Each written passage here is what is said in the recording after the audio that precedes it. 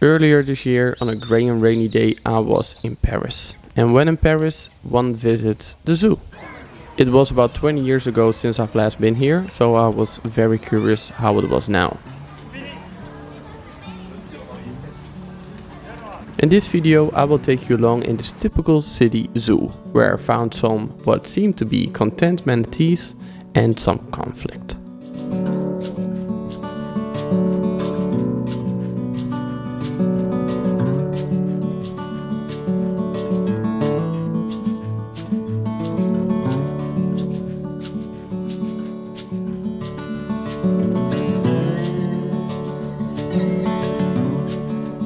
This city zoo is obviously limited in space, but you can see they try to give all the animals the space they need. Although, maybe exaggerated by the grey weather, most enclosures seem typically set up and a bit uninspired.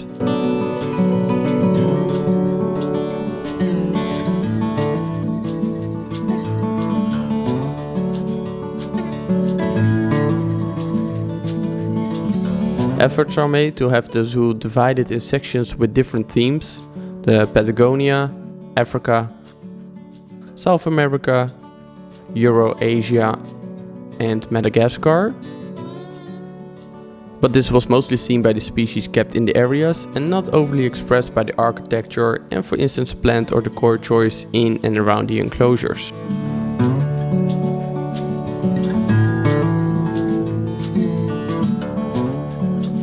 Most of the species seen in the zoo you can also find in others, and I can imagine if you are limited by space, you unfortunately have to choose for species that the general public likes to see. In the African section, the only species that was new to me were these audox.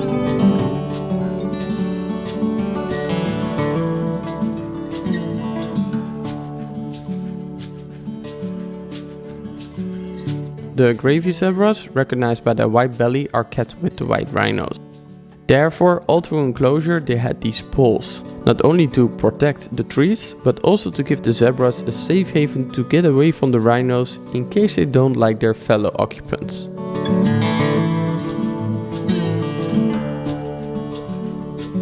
Several exhibits had multiple species combined, which seemed to go well most of the time, but as you will see later in this video, there were also some short-term conflicts and stress. If you walk along the triangular shaped zoo, this big man-made mountain in the middle of the zoo is standing tall and drawing all the attention. When I arrived here, I had many expectations. But eventually it seemed like it was now mostly used as a holding for a big aviary with wading birds.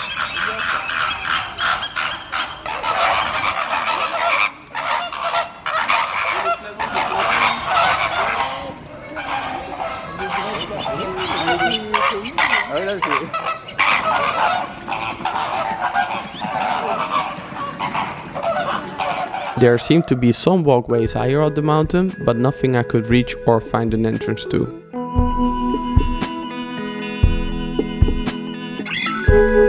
Underneath the mountain there was an entrance with an exhibit representing European herpetofauna. This was, to a reptile keeper like me, a nice addition. Although it seemed like many of these species were actually perfect to be kept outside. Where possible, the terrariums were additionally lit with light from outside, but the whole exhibit and walkways were quite dark. Luckily, the terrariums were mostly well lit.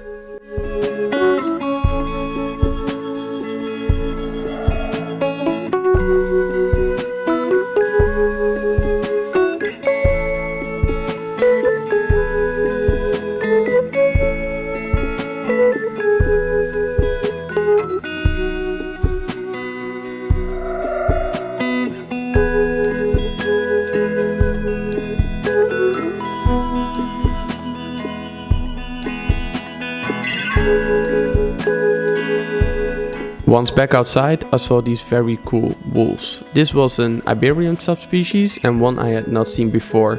I really liked the color of their coat.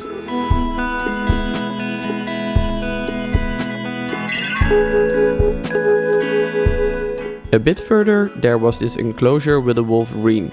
I really wanted to see this animal, but all I got was a glimpse.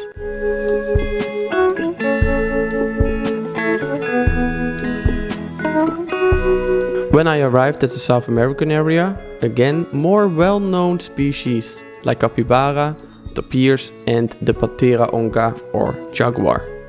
Unfortunately doing what you see most big cats do in zoos, and that is walking a predictable line along the enclosure.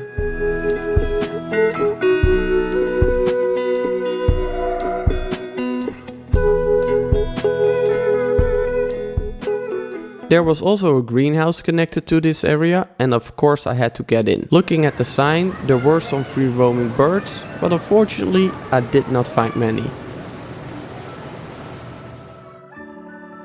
I think I am spoiled with regularly visiting the Burgers Bush, but I did like this area.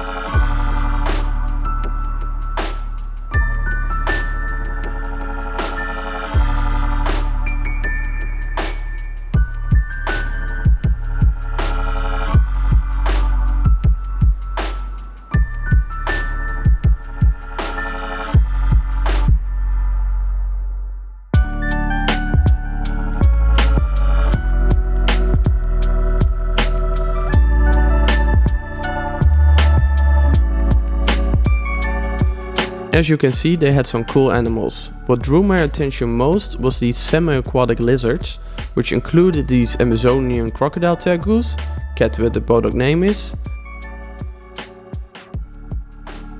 And they had this cool enclosure fully utilized by the swimming caiman lizards. Due to the low light and reflections, I wasn't able to get great images of these animals, but still was really cool to see them swim around.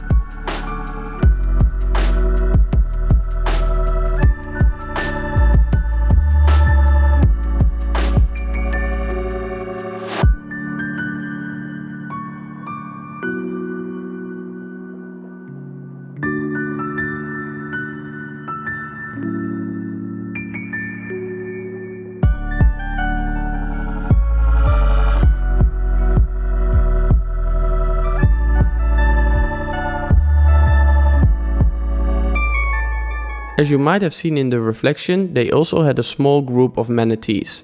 And I have to be honest, these were some of the most active and free swimming manatees I have seen thus far. So that was really nice.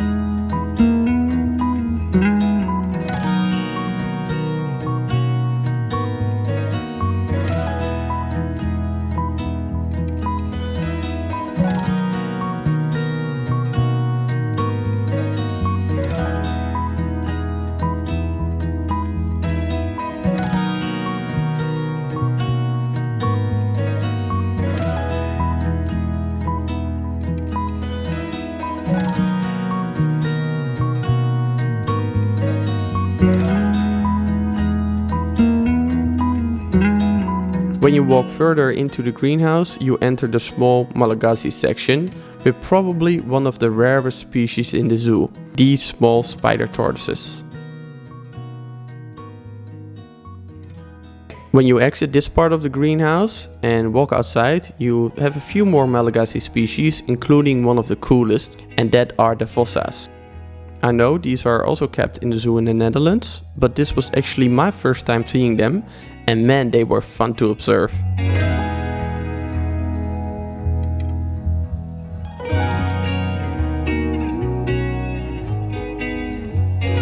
Of course, there were also some lemurs, and there were some more cool species like the Indra, but unfortunately few of the cool species I was not able to get on camera.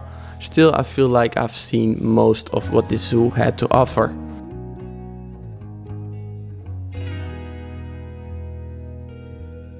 Overall, it was an okay zoo to visit, and if you are in Paris, you have some hours to spare, go there. It's a fun zoo to walk around in, but if you are interested in zoos with rarely kept specimens or specific birds for instance, this is definitely not the zoo for you. Unfortunately, I did not have time to visit the aquarium, which was close by, nor the botanical garden, but I'm sure this is not the last time that I'm passing this city.